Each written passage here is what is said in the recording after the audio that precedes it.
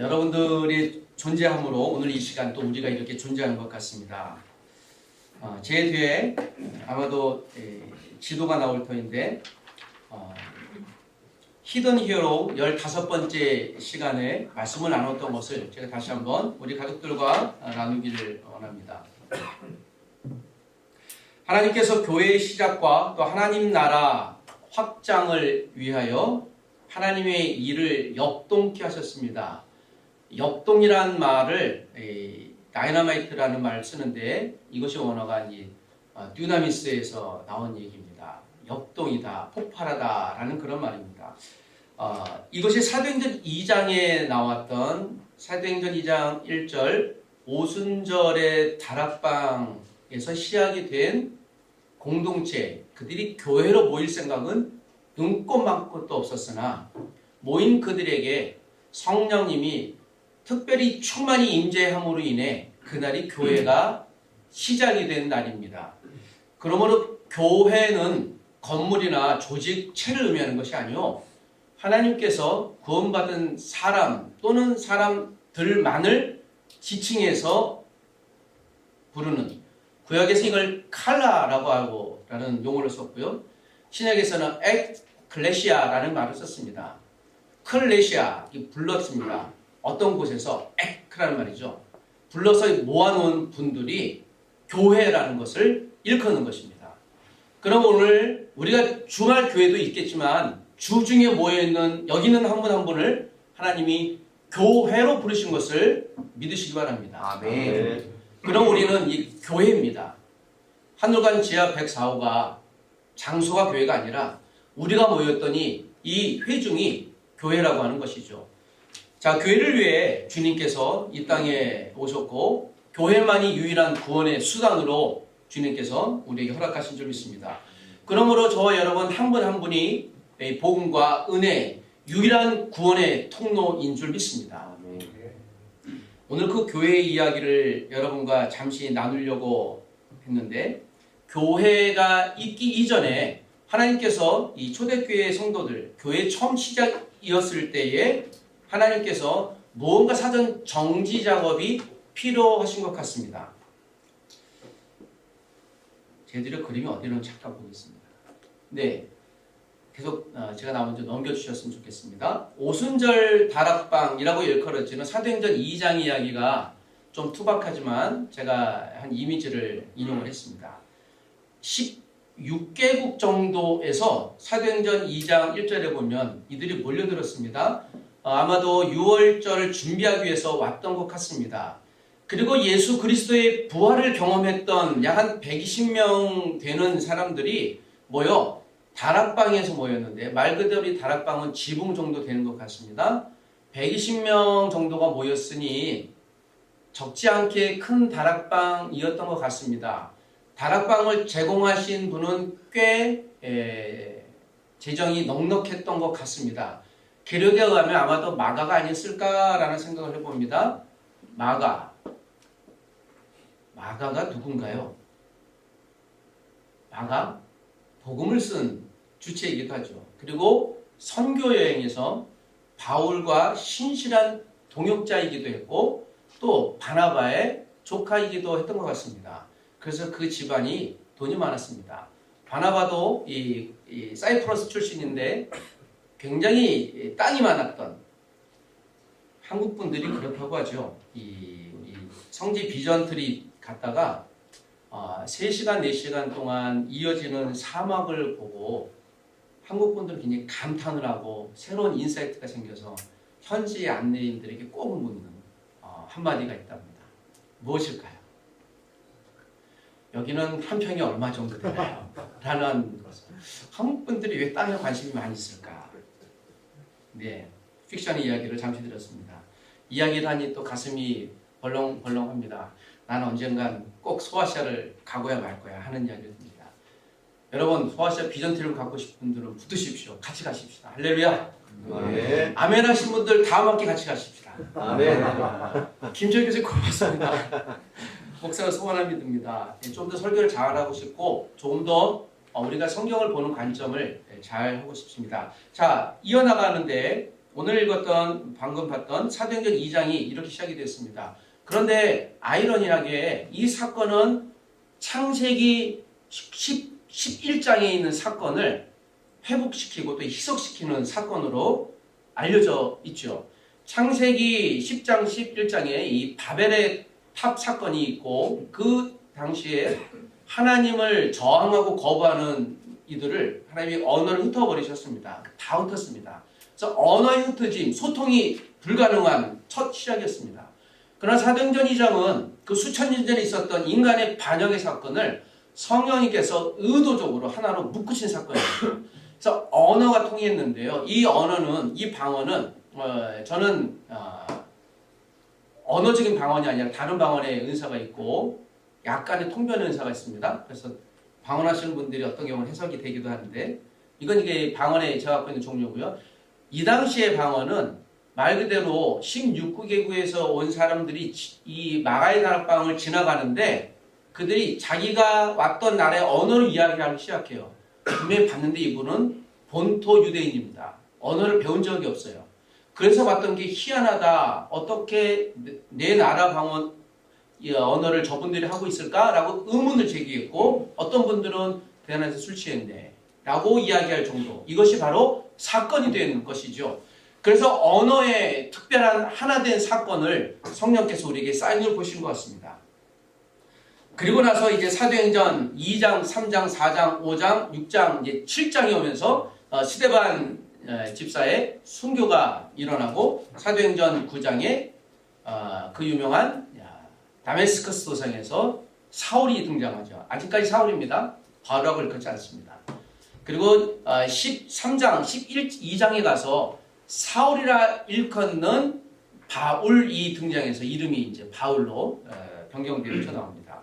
저는 요 행간에 특별히 사도행전 11장에 오늘 또 10장에 읽었던 고넬료라고 하는 한 분을 여러분께 소개하면서 하나님께서 이 땅에 교회를 확장시키려고 할 때 이 사건은 반드시 하나님이 해결하셔야만 하는 중요한 단서로 우리에게 말씀하고 있는 것을 여러분과 나누고 싶었습니다. AD 30년이 사도행전 7장 60절에 스데반의 순교로 시작이 되어집니다. 이것이 AD 한 30 또는 31년쯤에 있었던 역사적인 사건으로 알려져 있습니다. 그리고 나서 이들이 사방으로 흩어졌습니다. 예루살렘께 흩어졌다는 것이죠. 그리고 사도행전 8장이 곧 시작이 되어집니다. 곳곳으로 흩어지니 있을 곳이 녹록지 않았겠죠. 그러나 성령님을 경험했던 이들이 가는 곳마다 복음을 전했던 것 같습니다. 사도행전 8장에 빌립 집사께서 사마리아 땅으로 가게 되어집니다. 왜 가는지 모르겠어요. 분명히 주님이 가게 하셨을 것입니다. 이것도 또 하나의 사건입니다. 유대인으로서 사마리아 땅을 의도적으로 간 것은 예수님이 요한복음 4장 이후에 거의 처음일 거예요. 기록에 하면. BC 722년에 최소한 750년 전의 사건인데요. 그래서 남유다 북이스라엘은 지금도 현 이스라엘에 있는 분들이 사마리아를 안 가요. 차량이 없습니다. 그만큼 아직도 격리할 정도로. 그러므로 750년 전에 있었던 역사적인 단절인데요. 빌립 집사님께서 사마리아 땅에 가서 전도를 하게 되어집니다. 그런데 생각지 않게 거기 복음의 확장이 일어나요. 그래서 놀란 거죠. 아이스 파핑이에요. 눈이 나오는 거예요. 이들이 어찌? 그리고 성령을 경험하게 되었습니다. 그리고 이제 빌립 집사님이 예루살렘 교회 수장이었던 베드로에게 얘기합니다. 사도요, 여기 희한한 일이 벌어졌네요. 라고 이야기를 합니다. 그래서 베드로와 요한이 사마리아를 가요. 베드로와 요한이 갑니다. 이것이 더 중요한 사건입니다. 왜냐하면 베드로와 요한이 예루살렘 교회의 탑 리더였기 때문에 이들이 뭔가 확인이 필요했던 것 같습니다. 갔더니 진짜 이들이 성령님을 경험했어요. 사도행전 2장에 경험했던 그 성령님이 그대로 임재한 거예요. 그래서 혈통적으로는 좀 동의하고 싶지 않지만 이들도 그렇다면 성령 받게 충분하다. 기도하니까 성령님이 내려온 것을 베드로 눈으로 확인합니다. 희한한 일이다. 하나님이 사마리아도 복음으로 통일시켰다. 이것이 베드로의 고백이었어요. 그리고 내려오면서 사마리아 땅 곳곳에서 전도하기 시작해요. 베드로와 요한은 본토 유대인이에요. 이 사실이 중요한 것입니다. 하나님께서 사마리아와 남유다를 하나로 좀 화해시킬 사건이 필요했던 것 같습니다. 이거 사도행전 8장 이야기예요. 그리고 AD 32년, 한 2년 정도 뒤에 사도행전 9장 9절에 다메스커스 도상에서 하나님이 사울을 강권적으로 만나주십니다. 자, 이것은 좀 패스하고요. 이제 15년 뒤에 사도행전 13장이 등장합니다. AD 45년에 드디어 바울이 등장하기 때문에, 오늘 바울을 소개하려고 하는 것은 아니기 때문에 빨리 지나가겠습니다. 또 3년 뒤에 AD 35년에 사도행전 9장이 시작이 되어집니다. 제일 마지막 그림인가요? 좀 전에 전 그림을, 자, 이 그림이 오늘 제 본문의 핵심인데 잠깐만 눈으로만 좀 봐주셨으면 좋겠습니다. 아마 제가 보일 때 이쪽 그림인데요. 오늘 본문이 기록된 예루살렘입니다. 그리고 예루살렘에서 베드로가 지금 애니아라고 하는 사람을 고치기 위해 루따로 갑니다. 베드로가 막 다녔어요. 이렇게 성령이 절제할 수 있는 능력 다녔는데, 오늘 사도행전 9장 32절부터 보니 베드로가 사방에 두루 다니다가, 제가 이걸 보면서 베드로가 사방에 두루 쏘다녔다.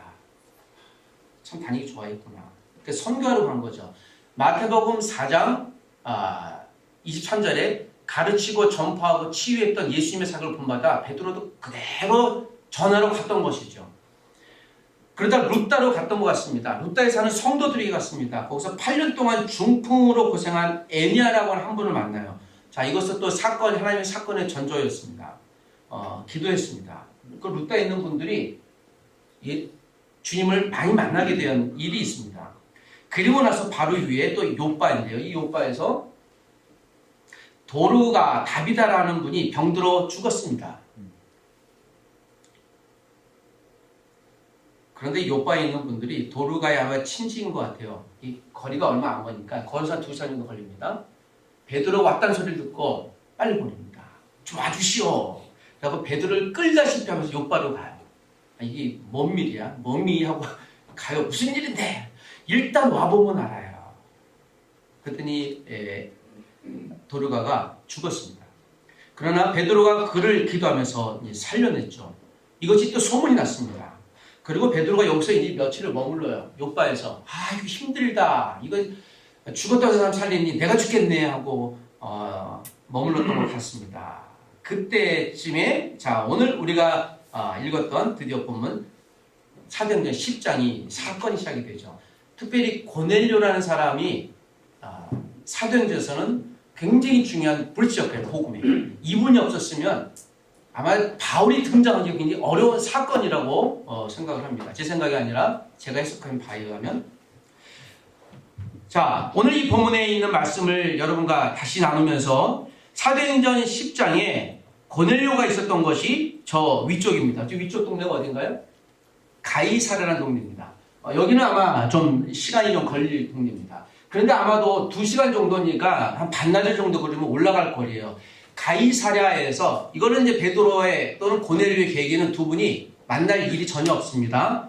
그런데 오늘 사도행전 10장 1절에 우리가 읽었던 1절에 보면 가이사랴에 고넬료라는 사람이 있으니라고 사도행전 저자는 이야기를 합니다. 가이사랴에 고넬료라는 사람이 있더라. 뭐 그런가 보다. 그에 대한 정보가 이달리아 부대라는 군대의 백부장이다라는 정보를 냅니다. 자, 여기서 유대인들이 그를 읽으면 굉장히 저항할 만한 분이에요. 이 사람은 로마 사람입니다. 그리고 식민지 군대 이 식민자로 왔어요. 그리고 이탈리아 군대 특별히 이 마를루스라고 하는 유대 당시 총독의 수하였고요. 그 유명한 황제 칼리큘라의 하위 부대 장관이었어요. 그랬더니 이 유대인들에게 그리스도인들까지 포함해 얼마나 부담스럽고 저항할 만한 사람이었겠습니까? 그런데 사도행전 저자는 가이사랴에 고넬료라는 사람이 있는데 이 사람을 의도적으로 소개합니다. 2절에 보니 특별한 사람이었던 것 같습니다. 2절에서 이 고넬료를 이렇게 소개하죠. 2절만 한번 읽어보겠습니다. 시작. 그가 경건하여 온 지방과 더불어 하나님을 경외하며 백성을 많이 구제하고 하나님께 항상 기도하더니 1절과 2절 사이에 우리가 한번 의문을 이렇게 던져볼 만한 필요성이 있습니다. 그가 경건하여 온 지방과 더불어 누구를 경외했습니까? 그래서 여기 퀘션이에요. 어떻게 예수 믿었을까? 여기 의문이죠. 그는 황제를 섬겨야 되는 사람입니다. 100명이나 되는 군사의 리더였어요. 당연히 황제를 섬겨야 돼, 공개적으로. 하나님을 경외했다. 그런데 여기서 보면 온 지방과 더불어라는 표현이 우리가 유심히 관심을 가져야 될 표현입니다. 온 집안, 자기의 식솔들과 더불어서 당시 이 백부장의 집은 이 관사는 적지 않게 컸습니다. 영향력이 있었기 때문에 온 집안이 예배했다는 소리거든요. 이건 가능할까라는 고민인 것이죠. 과연 가능할까? 이게 소문이 돼서 저 위로 올라갔다면 황제가 그냥 있을까? 여러 가지 상상이에요. 아마도 이 사람이 직을 유지한 것으로 봐서 이러한 경우가 적지는 않았겠다라는 생각을 해볼 수 있는 것이죠. 그렇다면 로마에 있는 군대 장관이 어떻게 예수를 믿고 공개적으로 하나님 신앙을 고백할 수 있었을까?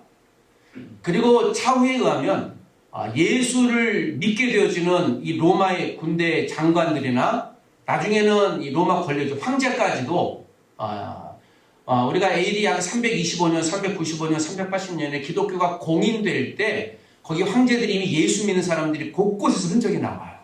아마도 이런 흔적이었을 거라 생각이 듭니다. 이 복음의 힘이죠. 핍박하는데요. 핍박하는 자가 예수에 대해서 고민하기 시작해요. 정말 이 사람들이 예수를 믿는다면 그 예수는 누굴까? 자, 그에 대한 정보는 2절 한 절만 있고 더 이상 있지 않습니다. 그런데 그의 영적인 정보가 2절에 있는데 백성을 많이 구제하고 하나님께 항상 기도하더니 라는 이 기도의 방점인 것이죠. 고넬료가 기도했다는데 여러분들 우리도 함께 기도하기를 원합니다. 기도하십시다. 제가 대표로 기도하니 여러분 안 하셔도 그래도 자주 기도하겠지만 그래도 한번 같이 봤으면 좋겠습니다. 그런데 그가 항상 기도했다는 것을 또 고민해 봐야 돼요. 그건 유대인이 아닙니다. 사도도 아닙니다.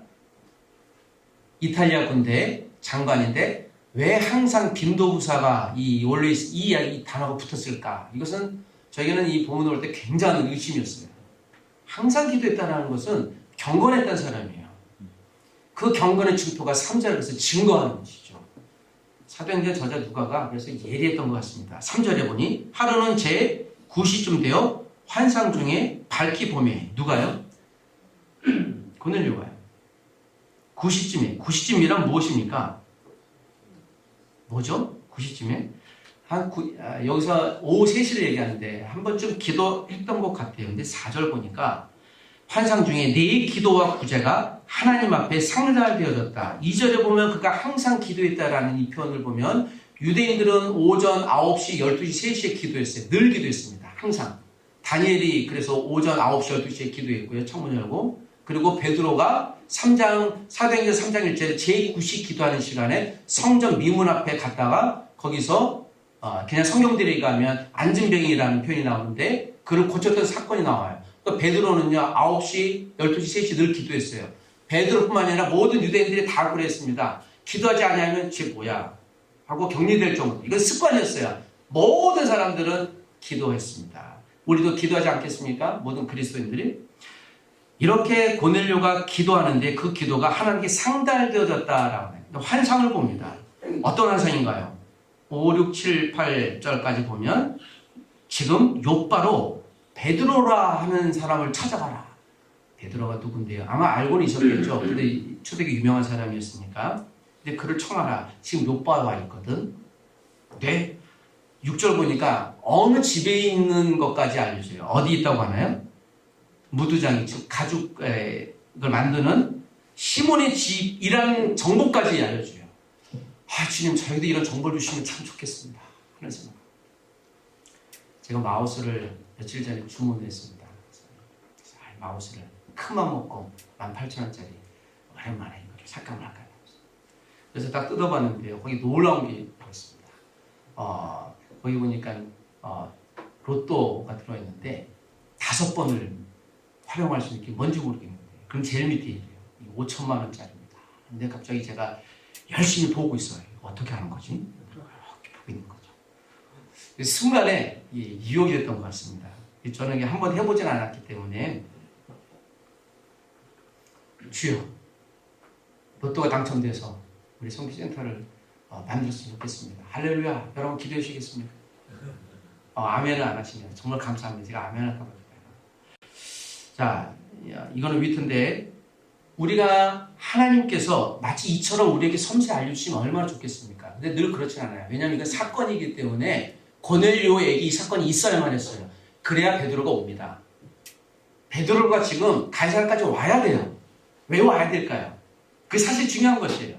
그래서 베드로를 아까 요바까지 하나님이 보내신 거예요. 엘리야가 그래서 도르가가 죽어야만 했습니다. 안 죽었으면 베드로 안 보냈죠. 죄송하지만 도르가가 죽어야만 했습니다. 그리고 살아야만 했습니다. 그리고 며칠 쉬어야만 했어요. 바로 내려가지 않고 힘들게 살겠죠. 그리고 가이사랴에서 그때예요, 이게. 쉴 때, 그때 하나님 환상이 그는 고넬료에게 늘 기도했는데 오후 3시에 어떤 환상이에요? 베드로 불러오라고. 베드로가 어디 있는데요? 시몬의 집에 있어. 그리고 나서 9절에 보니까 이튿날 그들이 길을 가다가 그러니까 바로 보낸 거죠. 그리고 또 가까이 성에 가는데 요빠 성이에요. 9절입니다. 베드로가 기도하려고 지붕에 올라갑니다. 그래서 오늘 지금 10장 2절과 9절은요. 굉장히 중요한 단서예요. 고넬료가 이방인이었는데 이방인 중에서도 로마 장관이었는데 저항할 만한 그리고 그는 하나님을 믿어서는 안 돼야 돼. 유대인의 심정에선. 그런데 그가 예수를 이미 믿고 있었을 뿐만 아니라 늘 기도했던 사람인데 그가 정해진 시간에 기도하러 갔더니 하나님 건날 환상을 보내셨어요. 환상. 이게 성령의 환상이겠죠. 그리고 9절에 보니까 베드로도 기도하러 올라갔던 것이죠. 베드로도 자기 정해진 시간에 기도하라는 거예요. 우연히 기도한 게 아니고요. 늘 일상에서 날마다 기도했던 한 시간인데 베드로가 기도하러 올라갔는데 그래서 9절에 보니까 제6시라는 답이 나와요. 6시가 몇 시입니까? 네, 12시예요. 오전 12시. 그러니까 우연이 아니에요. 베드로에게는 또 고넬료에게는 우연이겠지만 하나님의 입장에선 그가 계속 오전 9시, 12시, 3시 가운데 하나님이 작정하신 거예요. 기도 시간에 내가 저를 사용하리라. 저에게 응답주리라고 하는 것이죠. 여러분 그러므로 우리 혹시 하나님께 약속한 기도의 시간이 있으면 힘들어도 그 시간을 잘 지켜야 되길 원합니다. 근데 기도는 시간을 지켜야 한다는 말이죠. 고넬료가 하나님께 성실했습니다. 저는 우리가 영적인 성실을 여기서 배워야 될 줄 믿습니다. 그 영적인 성실의 최고봉은 기도의 자리를 지키는 것이죠. 내가 그 기도의 자리가 어떨지라도 고난스러울지라도 기도의 자리를 지키는 것이죠. 저는 기도의 자리를 2008년부터 특별한 사건 때문에 여기서 한 20분 정도 가면 영락기도원이라고 있는 영락기도원 뒷산에서 제 기도 자리가 있어요. 올라가면 중턱에 움푹 파여갖고 제 자리가 있습니다. 한 번은 가는데 누군가 그래요. 목사님 꼭 거기까지 가서 기도하시죠. 집사님도 한번 와보실래요? 저는 그런데 안 가요. 목사님 거기 왜 가시나요? 한번 와보시면 합니다. 한 번은 겨울에서 겨울인데 갔다가 넘어졌어요. 얼음. 참. 그거 좀 투덜투덜해서 제가 와서 얘기했습니다. 넘어졌다고. 참 말이야. 내가 그럼 뭐하러 그렇게 기도하고 거기까지 가냐. 그래서 그렇죠. 내가 왜 뭐하러 거기 기도하러 가죠? 이게 여러분께 가란 소리가 아니고요. 이게 저에게 주신 그 소명의 자리예요. 하나님 저에게 그런 은혜를 주셨어요. 그래서 계속 갔습니다. 거의 목요일마다. 올해 놀라운 일은 거기 앞에 입구가 폐쇄됐어요. 막아버려서 어떤 분쟁을 하는데 그래서 폐쇄됐어요. 그래서 제가 가고 싶어도 못 가요. 그 내심 요새는 가고 싶어도 갈 수 없으니 이제 기도 자리가 없네라고 이제 안심하고 이제 집에서 이제 제 예를 들어 송구하긴 하지만 여러분 우리 여기 있는 믿음의 가족들이 아마 올 한 해 동안 저는 충분히 기도의 자리를 잘 지키셨다고 믿습니다. 아마 하나님 여러분을 복 주시되 그러한 일상의 성실 때문에 분명 올해가 가기 이전에 그리고 2020년 내년쯤에 올해 뿌렸던 기도에도 충분히 하나님의 단어는 이거 보상이라는 말씀, 리워드를 말씀입니다. 하나님 여러분에게 기도의 자리를 지킨 분들에게 그대로 응답 주실 줄 믿습니다. 여기서는 다른 각색이 아니라 그냥 기도하면 그대로 응답될 것이라고 마태복음 18장 18절 19절에 우리 약속하고 있기 때문에 그렇습니다. 시간이 되어져서 말씀을 좀 정리해야 될 것 같습니다. 추수감사 기념 얘기를 우리가 또 하고 있습니다. 성찬의 예식에도 동참도 했습니다. 그리고 우리가 드디어 종강이란 2019년 종강이라는 이름으로 여러분께 이 예배에 동참의 자리를 호소했고 이 자리에 예배하고 있습니다. 마지막으로 저는 목사로서 저도 그래야 되겠죠. 우리 모두가 2019년이 끝날 때까지 고넬료처럼 우리가 믿음의 자리를, 주의 자리를 지키는 우리가 되기를 소원합니다. 이렇게 말씀을 거의 대부분 정리하고요. 왜 베드로가 가이사랴에 가야만 했을까요? 왜 그랬을까요? 그 이유는 무엇이었을까요? 그 누구도 아직 이방인에게 복음을 증가로 가지 않았습니다. 의도적으로 가본 적이 없어요. 하나님이 베드로를 부르신 거예요. 그리고 베드로가 여러분 예루살렘 교회에 가서 어떤 얘기 했을까요? 이 얘기는 더 이상 나와 있진 않아요. 베드로가 예루살렘 가서 무엇을 했을까요? 그리고 오늘 이 본문이 10장, 11장까지 이어져요. 그리고 나서 이제 비로소 바울이 등장해요. 비로소. 하나님 웨이팅 시키신 거예요. 무슨 일이겠습니까? 바울이 갔던 곳은 유대인에게 가지 않았고 세계 선교를 갔어요. 소아시아 근방, 마케도니아 근방, 지금의 터키, 이탈리아까지 갔던 곳이죠. 그때 이 유대인들이, 유대 그리스도인들이 왜 거기까지 갈 것을 허락하고 후원하고 지지했을까요? 그 이유가 바로 이 고넬료 사건에서 찾을 수 있는 굉장히 중요한 힌트입니다. 세계 선교 열방 선교회열은 고넬료 한 사람이 온통 선교에 오려는 그 단서가 되었어요. 베드로가 이 십장의 사건 때문에 지금 세례를 안 주려고 그랬습니다. 그 이방인인데요. 베드로의 환상 가운데 하나님께서 저주받은 음식을 넣고 먹으라 하더니 못 먹는데요. I am God. 내가 먹으라면 먹지. 말이 많아. 베드로가 그건 맞는 말씀이네요. 그리고 나서 똑똑똑 이게 끝나지 않으면 똑똑똑이에요. 고넬료 보낸 사람이 온 거예요. 그리고 나서 베드로가 이거구나 하고 간 것이죠. 기도했던 고넬료에게 기도했던 베드로가 일맥상통한 거예요. 영적인 소통을 했었던 것이죠. 영적인 소통함에 있는 단 두 사람이지만 아마 베드로가 이 사건 때문에 내려오면서 예루살렘 교회 가서 이야기를 하죠. 고넬료가 이탈리아 사람이고 우리가 저항이 될 사람인데 내가 분명 봤는데 그 사람 성령 받았다. 하나님 믿고 있더라. 라고 베드로가 이야기가 중요한 것이에요. 예루살렘 교회 수장이 이 이야기를 공개적으로 해야만 했던 것이죠. 그 이후에 아무런 불만이 없었습니다.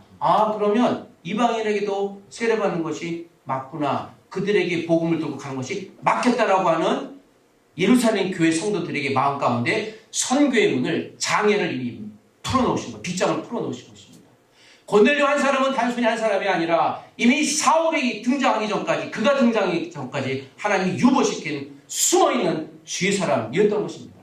저는 그런 의미 속에서 우리 광운이, 여기 믿음의 가족이, 또 간사님이나 선교단체나 또는 여기 있는 부서의 한 분 한 분이, 목회자인 제가 마치 고넬료처럼 우리 일상의 자리 큰 변화가 없는 것처럼 느껴지는데 그냥 그 자리를, 기도의 자리를 찾지만 우리가 끝까지 지켜나가는 우리가 되시기를 주의 이름으로 축복합니다. 그렇게 올 마지막 12월까지를 살아보시기를 축복합니다. 우리 광운이 기도로 숨쉬고 기도로 살아가는 믿음의 가족이 되십시다. 같이 기도하겠습니다.